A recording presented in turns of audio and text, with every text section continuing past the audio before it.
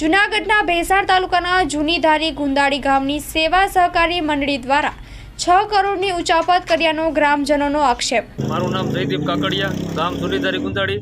અમારે જૂનીધારી ગુંદાળી સેવા સહકારી મંડળીમાં અંદાજિત 6 કરોડની કૌભાંડ થયું છે। તો ખેડૂતોને અમે અત્યારે ખેડૂતો વતી મામલતદારમાં આવેદનપત્રક આપવામાં આવ્યું છે। અત્યારે ભેસાણ બેંકમાં મેનેજર સાહેબને આવેદનપત્રક આપવામાં આવ્યું છે।